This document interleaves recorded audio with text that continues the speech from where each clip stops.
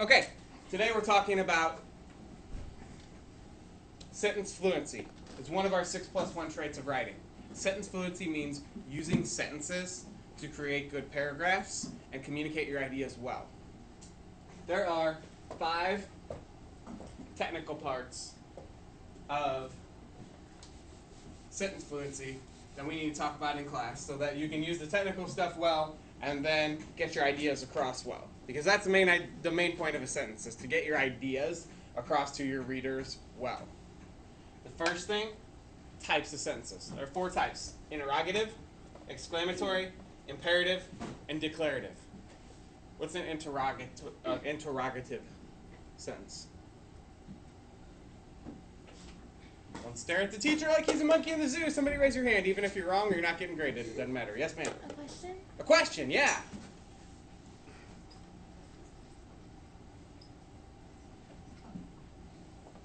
See, look how smart she's going to look on the internet because she was willing to volunteer. Millions of people will now see how smart she is. A question comes from the root word here of interrogate. Have you ever seen a police show and somebody's like handcuffed to a chair? With the mean look on their face, and the police officer walks in and looks down at them like this. Got a few questions for you, if you wouldn't mind answering them. And they're like, okay, where's my lawyer? That's an interrogation. Interrogative sentence means a question sentence. Exclamatory. Context clues are really good for this. Yes, ma'am? It It explains something. exclaims something. There are 2 things that tell you what an exclamatory sentence is. The first is starts with a question word.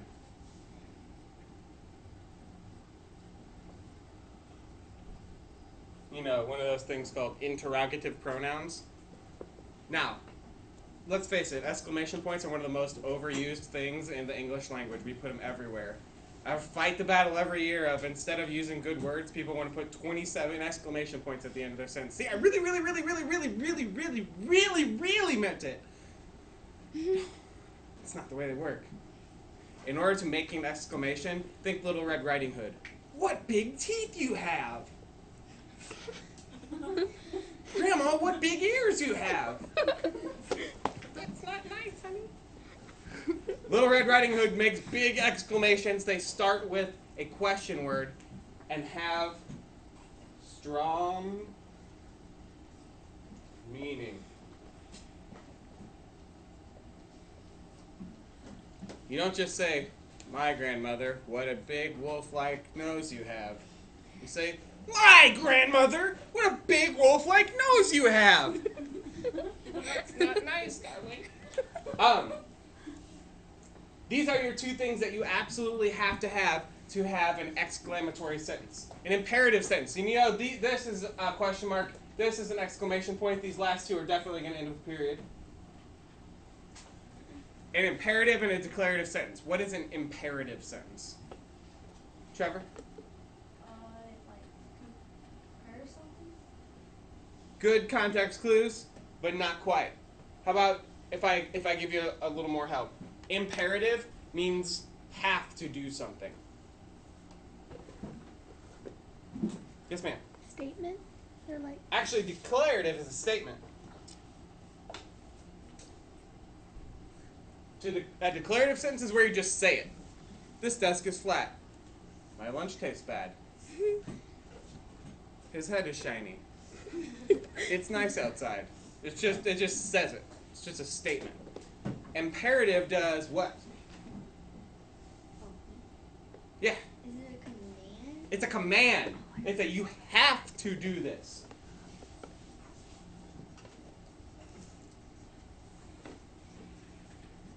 Bring me a cheeseburger. Do your homework. You guys should be real used to this at your age. Yes. 6th grade. Do your homework. Clean your room. Fill out your planner. Sit up straight. Get in line. Be quiet. Get on the stars. Take out trash.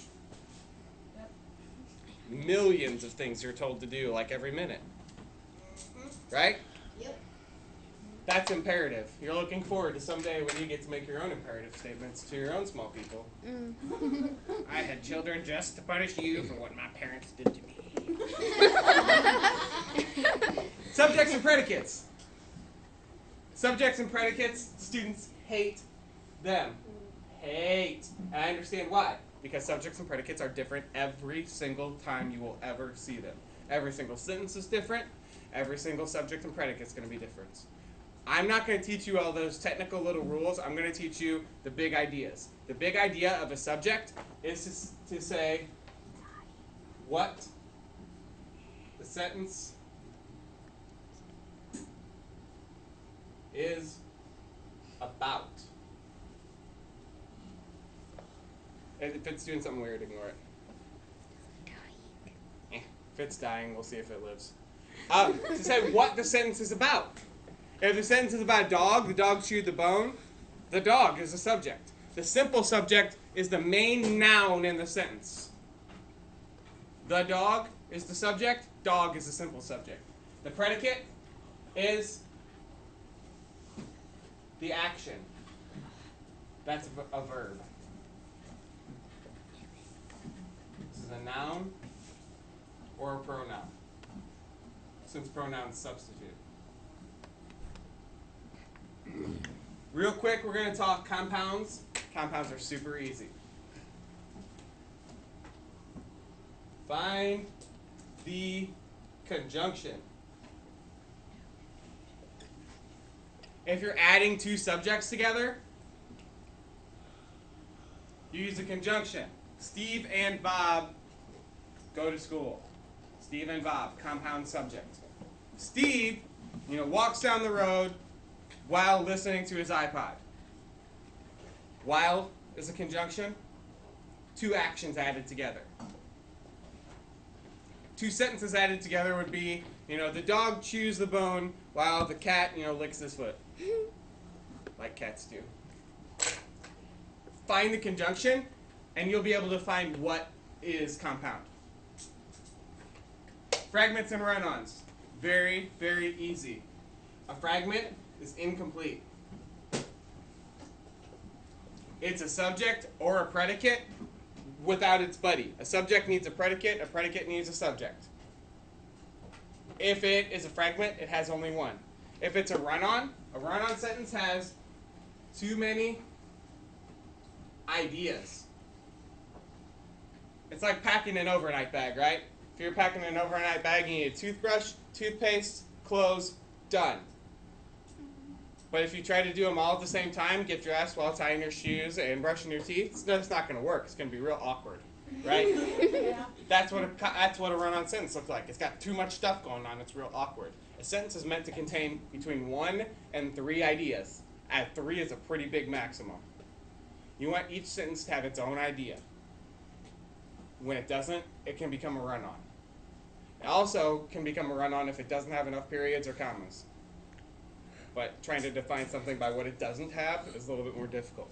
The last one is something you've not heard before. That is complex sentences. We're going to start with a regular sentence, right?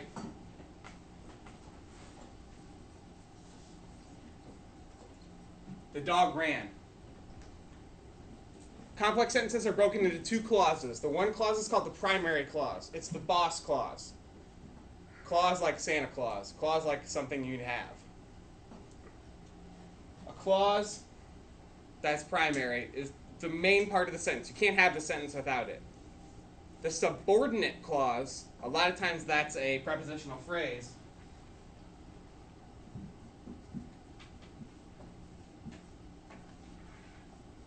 Adds detail to the sentence, but isn't fully necessary. The dog ran into the wall. Into the wall helps the sentence, but you don't have to have it. Dog ran is the primary clause. Into the wall is a subordinate clause. Subordinate means works for. Like Mrs. Mann is my boss. She's the primary person here. I am her subordinate because I do what she says. She's my boss. This is the boss part of the sentence. This is the subordinate part of the sentence. If you can get rid of it and not change the meaning of the sentence, that's the subordinate clause. It can be anywhere in the sentence. Beginning, middle, or end, and it's still a subordinate clause.